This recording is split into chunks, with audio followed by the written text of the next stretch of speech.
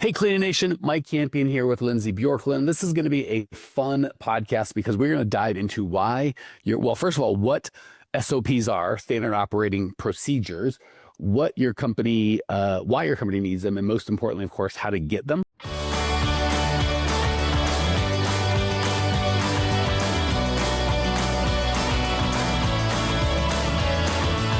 I would say for people that aren't our clients that I'm kind of talking to or ask for help, probably the tied for biggest thing I want is more growth or more customers.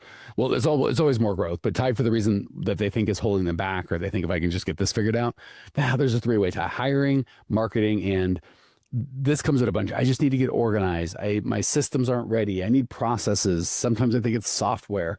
And so we're gonna do a deep dive onto that. Lindsay on our team internally is the one that has not only the most team members and the most systems and processes in place that she manages, but she also is the one that gives our clients the most direct coaching on that. So you guys may be used to me, and Lindsay will be a breath of fresh air as she does this.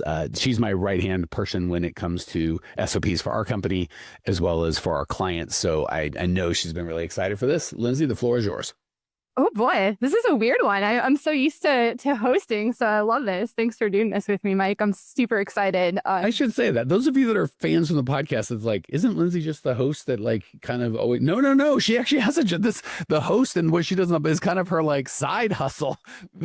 What we're talking about today is the real Lindsay. We've been hiding the real Lindsay, where you're like, you mean this whole time she's had the ability to systematize my business, and she's just been yakking at you about stupid stuff? Yes, that's what we mean. Back to you. Yeah, so I guess I just wanted to lay the foundation of something we see a lot, Mike, is someone will say, well, I just need a training book, or I just need to hand this manual, this binder full of stuff to my cleaners and to the employees, and they'll just magically get it. And then people get a little upset and frustrated on both sides, right? The owner of the cleaning company and their employees when stuff goes wrong, right? When something's not being followed. So back to what you said, yeah, an SOP just means standard operating procedure. It's just a fancy shorthand term for basically a guide on how to do something, how to do anything. You can have an SOP I have SOPs, Mike, for our budget for my family. So I'm a nerd with this. And it standardizes everything so that anyone should be able to look at that document, or if it's a video, look at the video and be like, okay, I have a general gist of how to do it. If I gave you an SOP of how to enroll a new member into our accelerator program, you should be able to look at that short piece document, not a binder, and be able to be like, okay, yeah, I got it. I can do the basics of that. So now that we've laid the groundwork, an SOP is really just part of the system.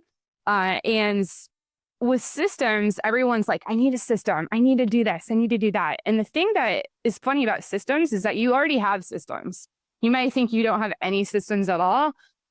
Not having a system is actually having a system. All right. So now that I got all that out of the way, the next concept I wanted to cover is that you don't have to be perfect. You don't have to have your SOP perfectly lined out in your head to get it started. Okay.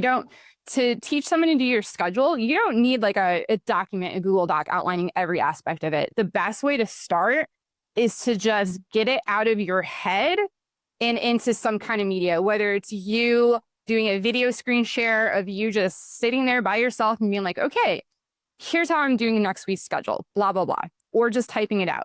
Just get it out of your head to start. Bonus points if you do this with a person watching you. A lot of times we even wait until we've onboarded that person to start documenting it, or think we have to have it documented before we start that person. It's just like a chicken or the egg situation where just start it. If it's not perfect, don't worry. SOPs, the beautiful thing about them is that it's a living document, a living thing usually that is being updated constantly. Honestly, if you're not updating it, that's a sign, that's a problem, actually. So we'll get back into that later. I'm just kind of word vomiting on Cleaning Nation. I'm sorry, Mike. I feel like I'm ranting like you. Welcome to my world, Lindsay. All right. So let's go back. You don't have to be perfect to start. So one thing I said is you can record a Loom is just one of many screen sharing tools. It's free. Just document yourself doing it. Another thing you can do is just type up a quick document, like just points you think of as you're doing something. It doesn't have to be anything special. Just jot it down. Okay. So here's my favorite way to make an SOP. And I'll share it with you, Cleaning Nation, because I got a really good hack I think you're going to like. We'll use scheduling as an example. Everyone, I feel like in Cleaning Nation, scheduling is like the bane of their existence.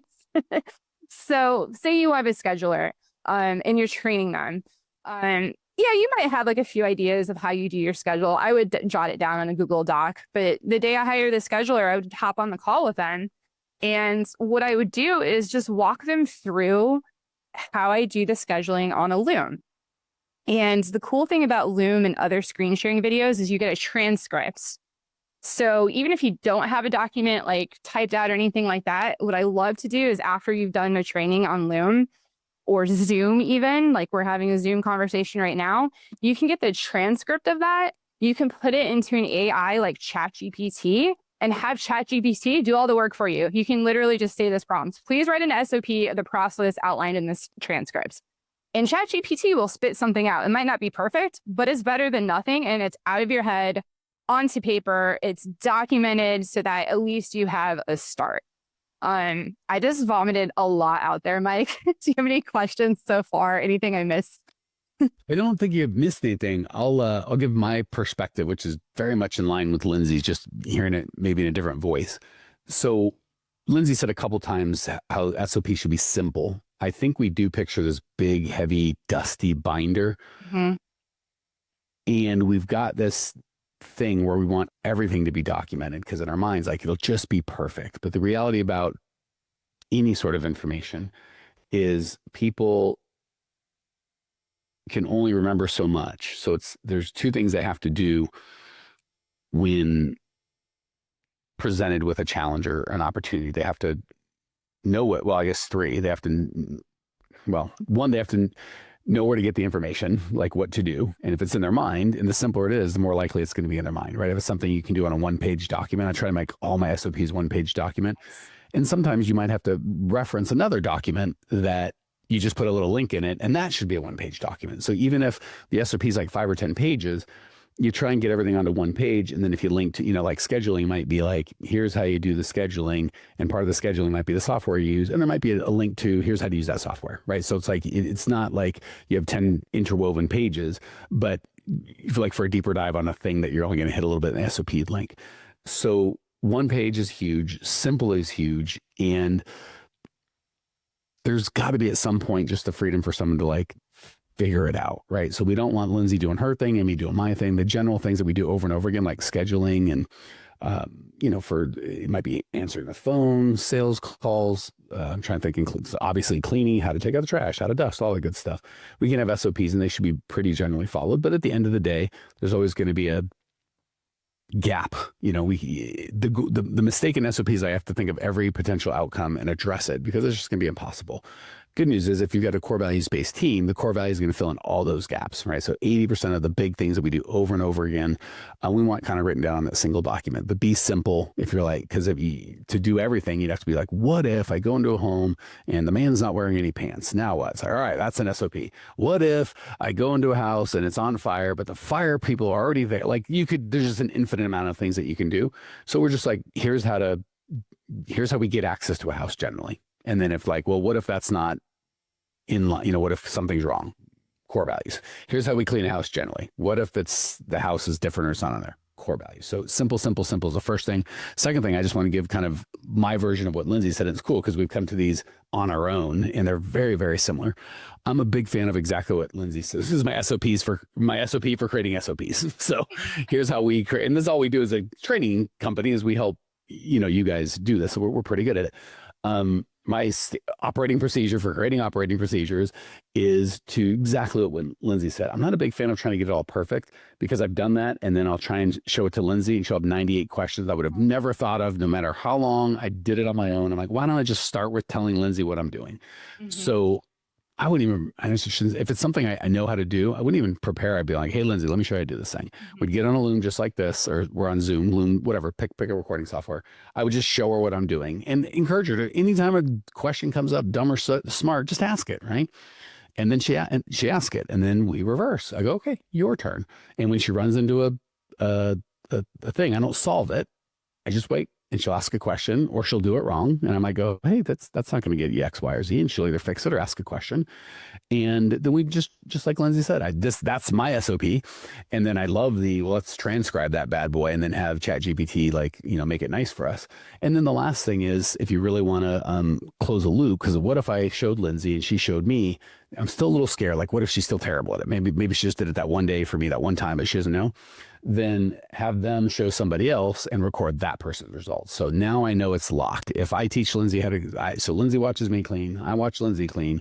I'm like, well, that's good. But then if she teaches someone else to clean and that person's results are good, I've got a good indicator Lindsay's got the skill. Because the best way to really lock something down is to teach someone else. So I always encourage Lindsay, even if we don't need anyone else to do it, we want redundancy. So if Lindsay takes a vacation, God forbid, that's fine. Like, someone else just does it. So we just have her training else, because that'll make sure she owns it, and also make sure we've got now 3 people on the team that know how to do it with just one training. So I think we said very similar things, just in different ways. I thought you might want to hear it. It's such a big concept. I want to give you 2 chances to hear it. Mike Campion here. Do you ever listen to the podcast and go, this is great information, I just wish I could actually get it implemented, and I wish I could get some help? Well, we do that. If you would like either myself or my team's help actually coming up with a plan that's specialized to you and your business, because with these podcasts, obviously we have to be very general and we can only go 20 minutes at a time. If you'd like to jump on a call with myself or my team, go to growmycleaningcompany.com/talk. We'll jump on a call. There's no charge, and we'll help you get some absolute clarity around exactly what to do next and how to do it. The reason we don't charge for these calls is the plan that we come up with, people want help implementing that. If that's the case, we're happy to talk about it. And if it's not, that's okay too. We're happy to just help you come up with a plan. So if you want to translate the information you're learning here into an actual plan that can change your life, give us a ring, growmycleaningcompany.com/talk. Love to either myself or have one of our coaches walk you through and actually personalize the content you get here to where you're at with your business. Talk soon. Awesome. Yeah, I love that. Yeah, definitely going back to just the I guess the meta info here of just training. I love that aspect you brought up. It's say we're on a Zoom and I'm training Mike to do scheduling. He, just to reiterate, I do it, he watches, he might have some questions. I do it again if necessary. Then I want to watch Mike do the scheduling a few times, give him feedback, and then he's on his own, but I'm still monitoring. I'm still like checking it until it's like, yes, he's got it.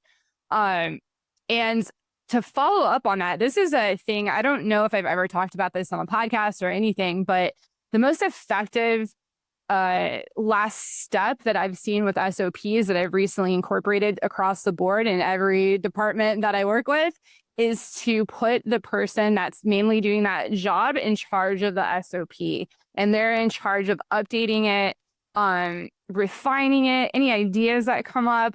The cool thing is that once you let go of something, say like scheduling, and you let the person do it whose sole job is that, you'll find that like they'll probably do it way better than you did, and they'll actually come up with better ideas too on how to improve that system. And by putting that person on your team in charge of the SOP, or your whole team contributing to it, it's just a game changer. It gives them more responsibility. They feel like they're part of the team and they're contributing. And it just makes the whole process better overall. So that's a big game changer I've seen.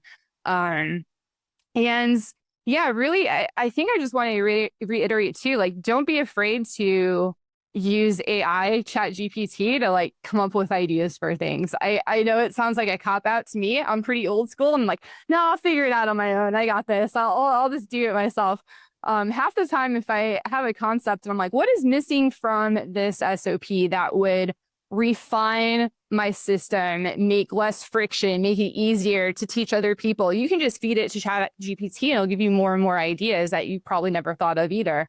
I almost think of it as like another team member, honestly, at this point, which is kind of funny because I'm like, oh, it's scary. The future, we're relying more and more on AI, but it's so helpful and stuff like this. So just wanted to add that secret, not really secret anymore, but tool to your arsenal of training your folks.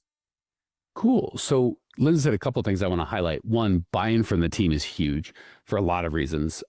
First and foremost, as owners, especially as a younger owner, a lot of times we don't always have the confidence that we want, and maybe we haven't earned it, right? Maybe we are new, we are still learning stuff. And it's funny, the older I get and the more confident I get, the less bold my claims are. So when I was young, so dumb young Mike, because I was unsure of myself, I would double down on, I got to be a leader. I got to show them I know what I'm doing. And if they know I don't know, then who will want to follow me? The older I get, the more I know, the less I claim to know, knowing they just want to know they've got a leader who's honest. So if I come to the team going, I've got this down perfectly, this is our system, it's never going to change, and it's a lot of pressure on us as the owner. Like, so we have to carry the whole weight of knowing everything. So maybe Lindsay's smarter than me in some things. Maybe I'm smarter than Lindsay in some things, but in all things, Lindsay and I are smarter than Lindsay or I, 100% of the time. There's no universe where I on my own am going to be able to just know more than Lindsay and I, or vice versa. So by definition, when I'm sharing a concept or an idea with a group, I'm dumber than the group that I'm now in, because I have all of what I know and all the potential of what they know. So just going like, hey, this is our crappy version 1 and give ourselves credit, right? Like, I think we put the pressure on us first, and then we kind of put that in front of others. Like, it's got to be perfect. They'll know I'm not perfect. It's like, trust me, they know. And the more honest you are with it, the more comfortable they feel and go, wow, he must be really confident. Just be like, I don't know everything. I know some things, and I know I'm good at some things, but some things I'm just dumb at. And you guys are going to be a lot smarter than any of it. So here's what I got, but I'm confident that the team of us, the 3 of us, the 4 of us, whatever, can really, this is just a crappy version 1.0. Once we get it in place, I'm sure we'll find 100 ways to make it better. So A, it feels a lot lighter, like you're not carrying the burden. B, everyone's going to buy into that, right? When you're like, I know everything, I'm never going to make a mistake, this is perfect, I'm going to do exactly what I want you to do, exactly the way I want it, because I'm perfect, I'm smart, you're dumb. You're going to get almost you might get smiles and nods depending on how much you're paying, but you ain't going to get buy-in, that's for God dang sure. And if you do, it'll just be compliance. Like, oh, so you pay me the same to do stupid things that you tell me to do, and I don't have to think, done and done. So you'll never get innovation or improvement. So buy-in is huge. Second, I think it can scare some people when you're like, put the person that you're training in charge of the SOP, like, oh my gosh, I can't do that again. I'm smart. I'm the fount of all knowledge. They're just the new guy. Maybe you are, but I have found overwhelmingly people rise and lower to your expectations. So again, Lindsay was great when I found her, but one of the things I think I like with her is she does it less now, but when we first started, I'd get, can I do that? Like, am I, like, just a lot of like, are you sure? Like, you don't, kind of waiting for me to micromanage her. Like, you're not going to like follow up or check in or like hold my hand or like smack me if I do anything wrong. You're just going to tell me what to do and just assume I can do it. I'm like, yeah, because you're a bright gal, right? She's like, yeah, I'm bright. I'm like, do you think you can do it? And she might have in her head been going, not really. But she goes, yeah, I think I can do that. And shockingly, when I treat Lindsay like that, she kind of steps up and does more than maybe she thought she could do. And it's a lot of fun, right? She feels good. I feel good. And if I ever ask her to go above and beyond, she'll either tell me or she'll make a mistake and we fix it. Not a big deal. The opposite, I don't know what her previous work experience was. I wasn't there, but I'm guessing we've all had, including my friend Lindsay, including me, people that didn't say this, but their vibe is kind of just shut up, sit down and follow my system. And it might be a good system. It's not the best system. It's not a perfect system. None are.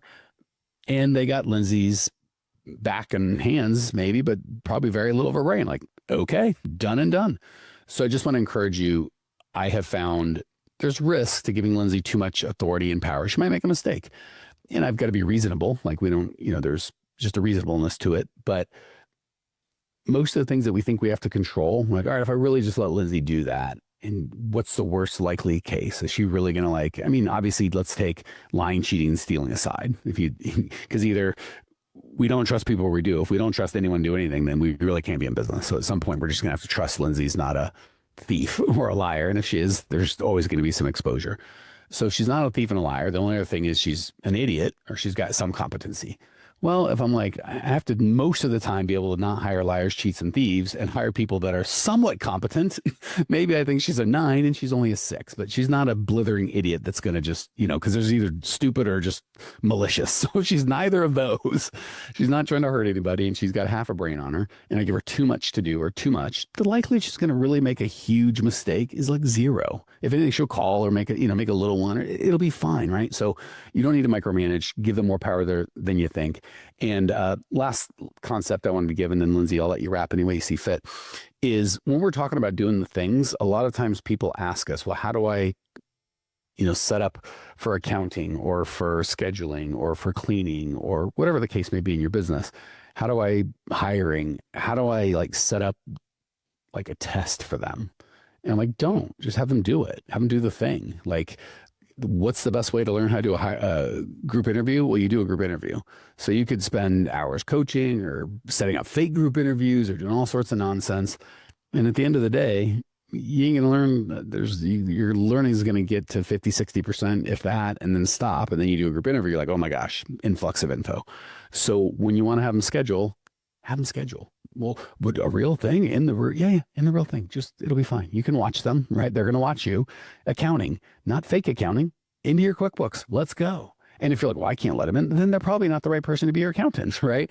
So no fake, real. And I am a huge fan of working interviews. So we coach this for cleaners, but we do it for just about every position we get, where it's like, hey, for a week or two, let's just do the thing. And obviously you're going to pay them.